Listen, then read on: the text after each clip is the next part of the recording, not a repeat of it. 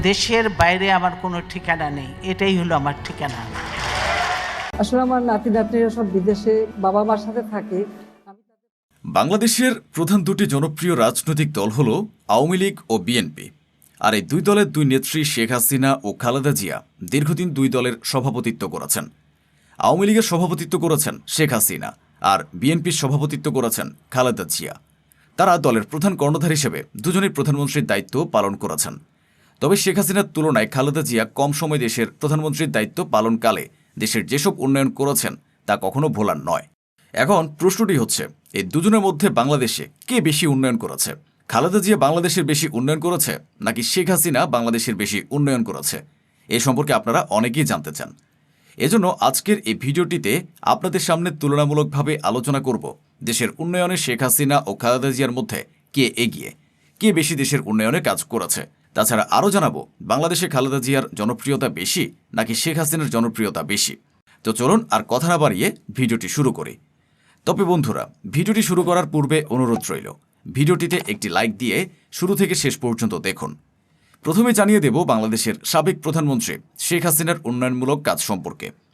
দীর্ঘ রাজনৈতিক জীবনে শেখ হাসিনা দেশের উন্নয়ন, অবকাঠামো নির্মাণ, অর্থনৈতিক অগ্রগতি এবং বিভিন্ন সামাজিক উদ্যোগের মাধ্যমে বাংলাদেশের ইতিহাসে একটি গুরুত্বপূর্ণ অধ্যায় রচনা করেছেন। শেখ হাসিনার অন্যতম ভালো কাজ ও মানবিক উদ্যোগ ছিল মিয়ানমার থেকে নির্যাতনের মুখে পালিয়ে আসা রোহিঙ্গাদের আশ্রয় প্রদান।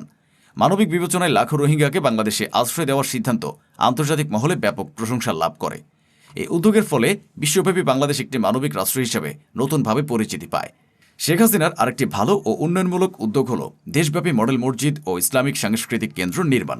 ইসলামের শিক্ষা, ধর্মীয় চর্চা ও সামাজিক সম্প্রীতি জোরদারের লক্ষ্যে দেশের বিভিন্ন জেলা ও উপজেলায় মোট 507টি আধুনিক মডেল মসজিদ নির্মাণ করা হয়েছে। এই প্রকল্পকে অনেকে ধর্মীয় অবকাঠামো উন্নয়নের একটি বড় পদক্ষেপ হিসেবে বিবেচনা করেন।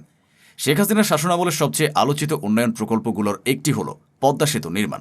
বলতে গেলে এটিকে বলা হয় শেখ হাসিনার সবচেয়ে বড় মেগা প্রজেক্ট। বাঙালির কাছে পদ্মা সেতু হচ্ছে একটি আবেগের নাম। বাঙালিদের একটি স্বপ্ন ছিল এই পদ্মা সেতু নির্মাণ করা। বাংলাদেশের সবথেকে বড় উন্নয়নের মধ্যে অন্যতম একটি উন্নয়ন ধরা হয় পদ্মা সেতুকে, এবং পদ্মা সেতু তৈরি করা একটি চ্যালেঞ্জিং কাজ ছিল, কারণ পদ্মার মতো খরস্রোতা নদীর উপরে এত বিশাল সেতু নির্মাণ করা কোনো মুখের কথা নয়। এই পদ্মা সেতুর কারণে বাংলাদেশের অর্থনীতি অনেক লাভবান হবে, বিশেষ করে ব্যবসা বাণিজ্য এবং শিল্পক্ষেত্রে উন্নয়ন হচ্ছে এই পদ্মা সেতুর মাধ্যমে। দেশের মানুষের জন্য শেখ হাসিনার আরেকটি বড় উন্নয়নমূলক কাজ হল ঢাকার যানজট নিরসনে মেট্রো রেল প্রকল্প। মেট্রো রেল চালু হওয়ার ফলে আধুনিক গণপরিবহন ব্যবস্থায় নতুন মাত্রা যোগ হয়েছে। এখন হাজার হাজার মানুষ অল্প সময়ে তুলনামূলক স্বাচ্ছন্দ্যে এবং নির্ভরযোগ্যভাবে এক স্থান থেকে অন্য স্থানে যাতায়াত করতে পারছেন। আধুনিক নগর ব্যবস্থাপনার ক্ষেত্রে এটি বাংলাদেশের জন্য একটি গুরুত্বপূর্ণ অগ্রগতি। শিক্ষা ও ধর্মীয় শিক্ষার ক্ষেত্রেও তার সরকারের কিছু উল্লেখযোগ্য পদক্ষেপ রয়েছে। কওমি মাদ্রাসা শিক্ষার্থীদের দীর্ঘদিনের দাবি অনুযায়ী কওমি সনদের স্বীকৃতি প্রদান একটি গুরুত্বপূর্ণ সিদ্ধান্ত ছিল। এর ফলে বহু শিক্ষার্থী উচ্চশিক্ষা ও কর্মসংস্থানের ক্ষেত্রে নতুন করে সুযোগ লাভ করেন। ব্যক্তিগত পরিচয়ের দিকে তাকালে দেখা যায় শেখ হাসিনা 1947 সালের 28 সেপ্টেম্বর জন্মগ্রহণ করেন। তিনি বাংলাদেশের প্রতিষ্ঠাতা, রাষ্ট্রপতি ও জাতির পিতা শেখ মুজিবুর রহমানের কন্যা। দীর্ঘ রাজনৈতিক সংগ্রামের মধ্য দিয়ে তিনি দেশের অন্যতম প্রভাবশালী নেতা হিসেবে প্রতিষ্ঠিত হন। 1996 সালে প্রথমবারের মতো প্রধানমন্ত্রীর দায়িত্ব গ্রহণের পর তিনি বিভিন্ন সময় পুনরায় জনগণের ভোটে নির্বাচিত হয়ে সরকার পরিচালনা করেন। বাংলাদেশের ইতিহাসে দীর্ঘতম সময় ধরে প্রধানমন্ত্রীর দায়িত্ব পালনকারী নেতাদের মধ্যে তিনি অন্যতম। বাংলাদেশের উন্নয়ন, অবকাঠামো নির্মাণ, ডিজিটাল প্রযুক্তির প্রসার, বিদ্যুৎ উৎপাদন বৃদ্ধি, যোগাযোগ ব্যবস্থার আধুনিকায়ন এবং আন্তর্জাতিক অঙ্গনে দেশের অবস্থান সুদৃঢ় করার ক্ষেত্রে তার সরকারের বিভিন্ন উদ্যোগ নিয়ে দেশ বিদেশে বিস্তর আলোচনা হয়েছে। তবে বলতেই হয়, পদ্মা সেতুর মতো মেগা প্রজেক্ট আর মেট্রো রেলের মতো বড় বড় প্রজেক্ট বানিয়ে বাংলাদেশ থেকে হাজার হাজার কোটি টাকা লোপাটো করেছেন সাবেক প্রধানমন্ত্রী শেখ হাসিনা। এবার আসি বাংলাদেশের উন্নয়নে খালেদা জিয়া যা যা করেছেন সে সম্পর্কে। বাংলাদেশের রাজনীতির ইতিহাসে সবচেয়ে আলোচিত ও প্রভাবশালী ব্যক্তিত্বদের একজন হলেন বেগম খালেদা জিয়া। দীর্ঘ রাজনৈতিক জীবনে তিনি যেমন প্রশংসা পেয়েছেন, তেমনি সমালোচনারও মুখোমুখি হয়েছেন। তবে দেশের রাজনৈতিক অঙ্গন ও বিভিন্ন উন্নয়নমূলক কর্মকাণ্ডে তার অবদান নিয়ে আলোচনা আজও চলমান। বেগম খালেদা জিয়ার জন্ম 1945 সালের 15 আগস্ট। তার জন্মনাম ছিল খালেদা খানম পুতুল। তিনি বাংলাদেশের সাবেক রাষ্ট্রপতি শহীদ জিয়াউর রহমানের সহধর্মিণী। জিয়াউর রহমান রাষ্ট্রপতির দায়িত্ব পালনকালে তিনি দেশের ফার্স্ট লেডি ছিলেন। পরবর্তীতে স্বামীর মৃত্যুর পর সক্রিয় রাজনীতিতে যোগ দিয়ে বাংলাদেশ জাতীয়তাবাদী দলের নেতৃত্ব গ্রহণ করেন এবং দেশের অন্যতম জনপ্রিয় রাজনৈতিক নেত্রী হিসেবে আত্মপ্রকাশ করেন। 1991 সালে গণতন্ত্র পুনঃপ্রতিষ্ঠার পর অনুষ্ঠিত জাতীয় নির্বাচনে বিজয়ী হয়ে তিনি বাংলাদেশের প্রথম নারী প্রধানমন্ত্রী হন।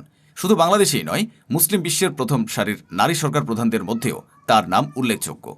এরপর 2001 সালে আবারও নির্বাচনে জয়ী হয়ে দ্বিতীয়বারের মতো প্রধানমন্ত্রীর দায়িত্ব গ্রহণ করেন।